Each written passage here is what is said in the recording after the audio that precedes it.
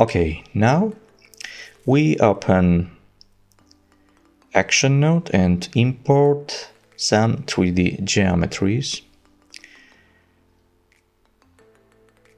Another one. In this case, I want to import teapot, and you see our 3D scene. We don't need lighting because I will render in Arnold, and now I little bit change the shading for better visibility, and you see our 3D scene. I changed the camera position and add the animation. This is not a good movement, but for demonstration I think it's okay.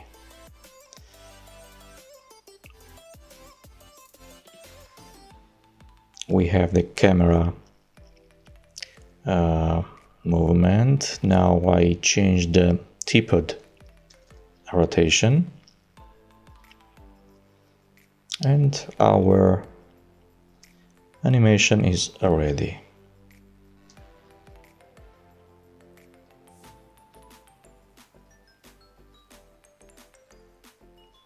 Okay, now I change the camera name. I think main is good. This is for fast identification in Maya. And I select all my nodes and send to Maya. This is the new feature in 2020.3. And you see our scene opened in Maya. I changed the camera. You see my main camera. This one created by Maya, and it's unnecessary. We need to delete it. And you see our scene is exactly the same as a Flame action environment. And when I hit the play button, you see the fast playback in Maya. Don't forget to check your frame rates, because you need to have a same frame rate between Maya and Flame. Our project has 24 frames per second. When I change the frame rate, you see our frames quantity is changed in timeline. And now time to render. When I hit the render button in Arnold renderer, you see nothing happens because we need to add lighting first. And in Arnold section you see my sky dome light. And when I hit the render, you see our default shaders, and I need to add Arnold shader. I add in material tabs Arnold standard surface in this geometry 2, and when I render you see everything is changed. I continue this process, and after that in shader surface parameters I change the colors. I change this one to blue, this one maybe to red, and when I render it you see nice render. And start to shade the teapot. I hit in Arnold render view and the teapot is selected. I use same shader, same material, but in this case I change the preset and use the carpenter metallic material, and of course I change the color. And in Arnold render view everything changed very fast. You see, nice smooth render. When I scrub the time bar, my animation is played. And now time to change the renderer parameters. You see, I'm on CPU, but you can change your GPU and add some passes. Now time to render. In render section, and you see this icon. This is sequential rendering option. And when you hit this button, the Arnold renderer starts to create the sequences. Of course, you can do batch render if you have a license.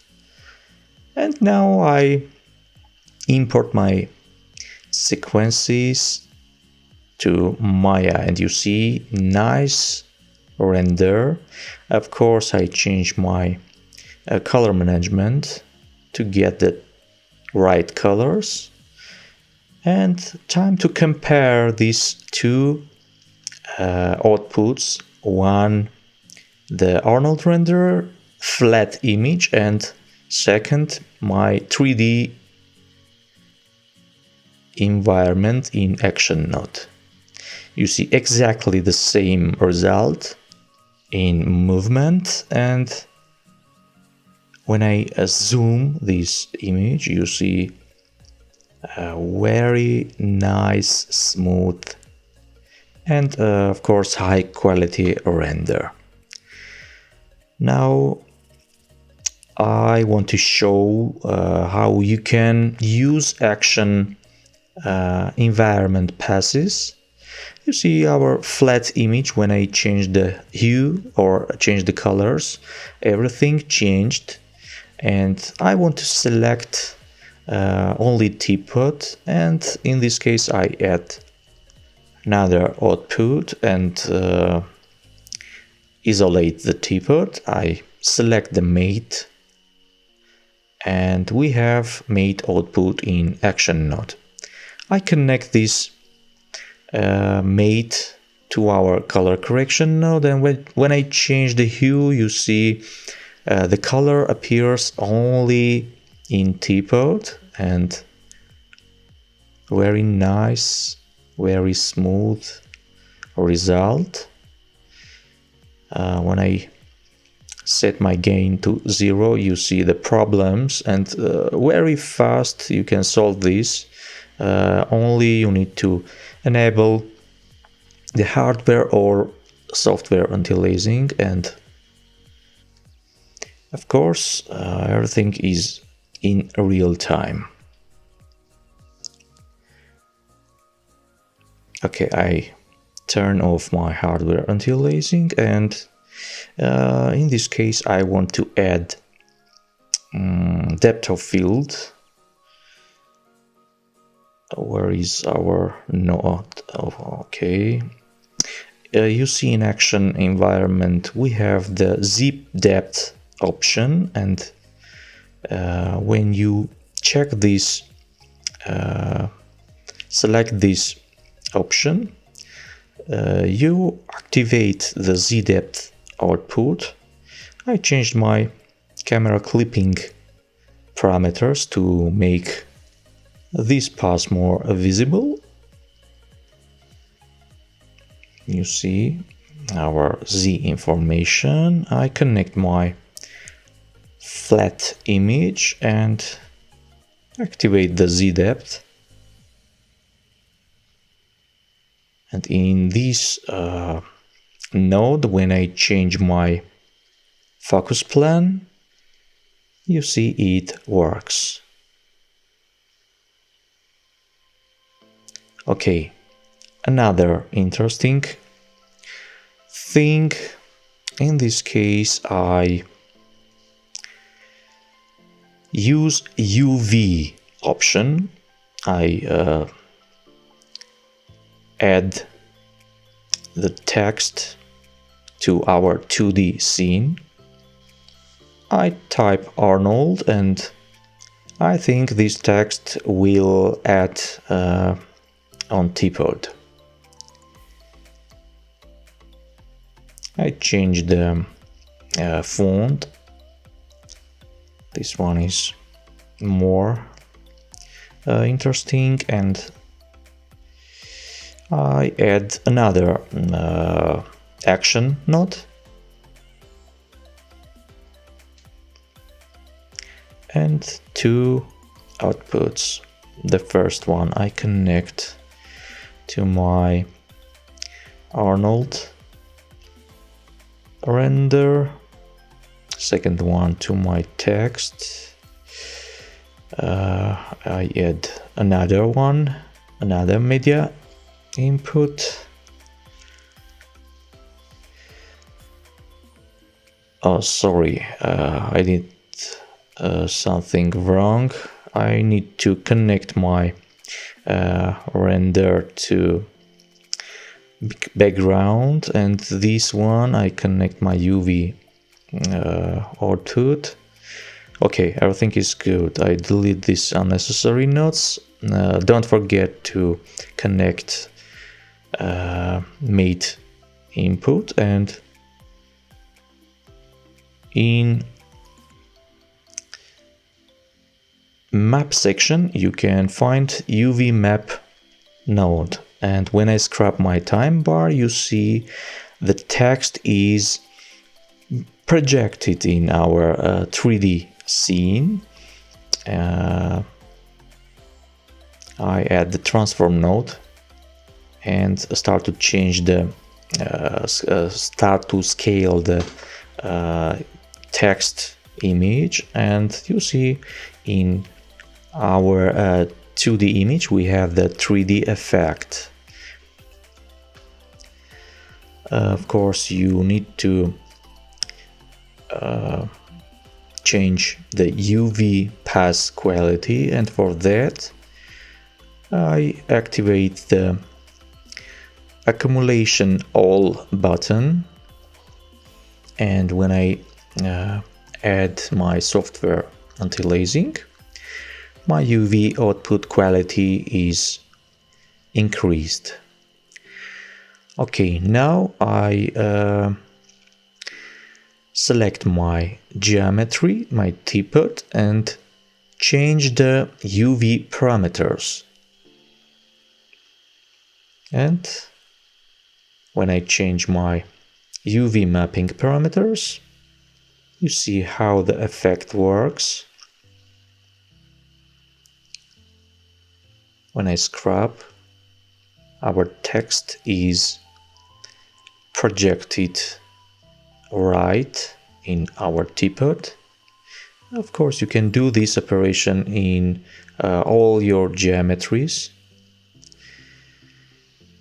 and of course you can use all action passes, but I want to show you another interesting thing. I connect my 2D render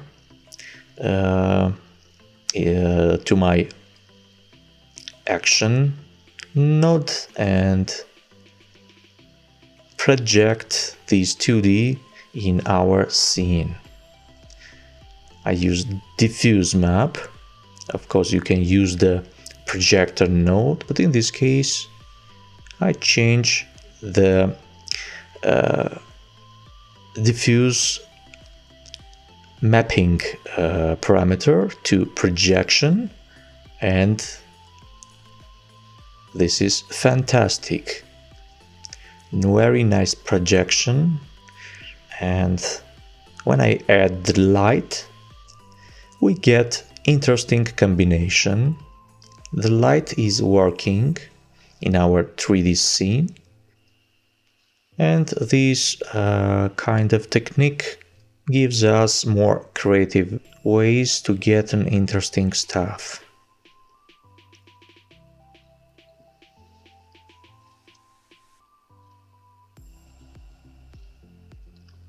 Of course, you can create many lights, add shadow casts.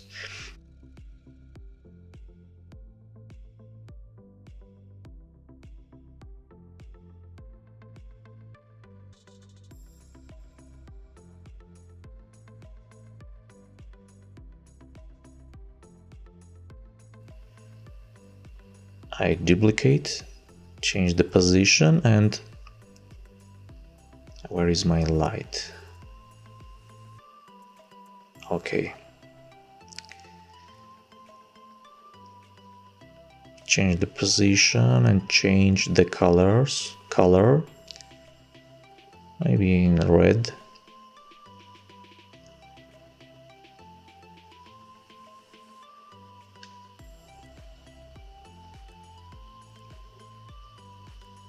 Nice one.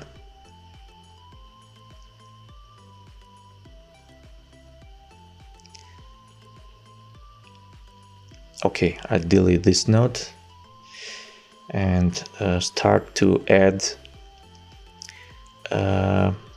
physical base lighting and physical base shaders.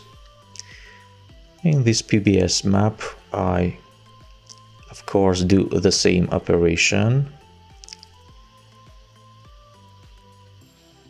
I activate the color, the base color option. This doesn't work because we need to add the shader node. I change these parameters to projection, the same parameters like a diffuse map, and add the shader node. And now it works.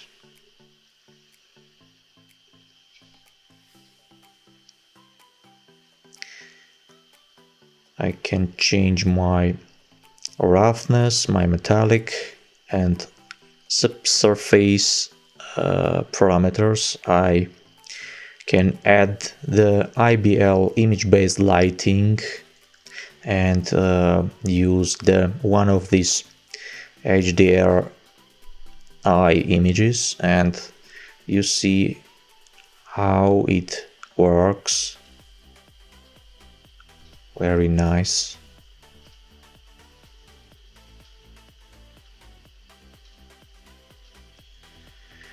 I turn off my software anti-aliasing for better performance, and now it's faster.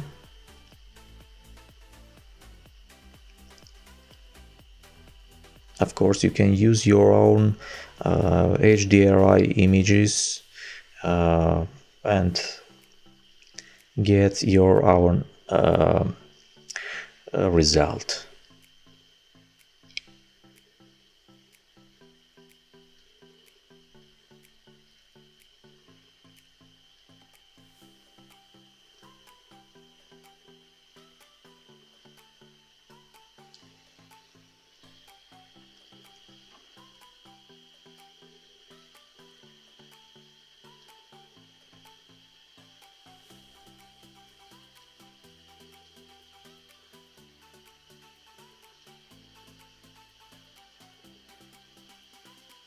Okay, now another interesting thing, you can add the displacement. In this case, I want to use image-based PBS map and connect them Flame's substance noise.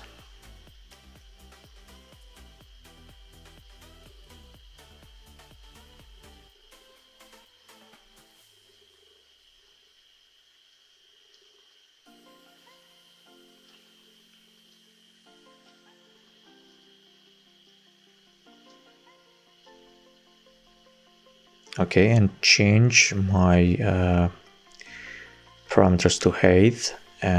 You see very interesting material, very interesting texture. Of course, I connect all my geometries to this map. I change the mapping parameter, and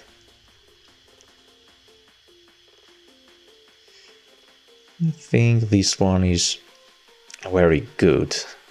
Yeah. When I turn on my hardware anti-aliasing, our image becomes smoother.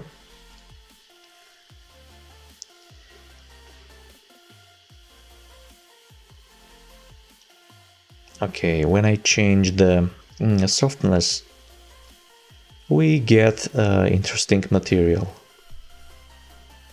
like metal, roughy metal. This one more interesting. Okay, and you can add a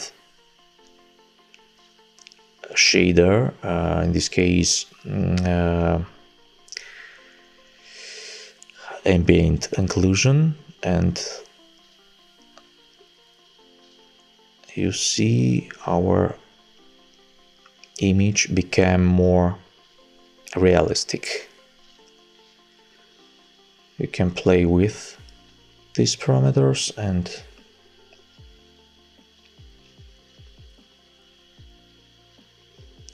turn off our ambient occlusion only button. Nice. Now I want to render this scene and combine to and mix with our Arnold render.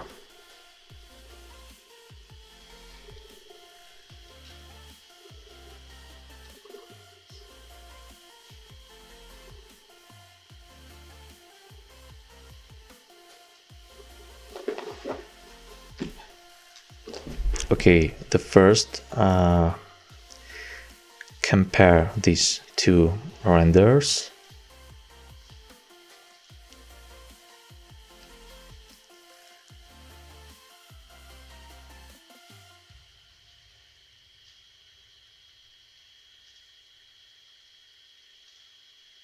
Nice. I add the comp node and mix these two images. You see, when I change my blending option, I get very interesting results. I think this video will be useful in your creative works and hope you enjoy. Thanks.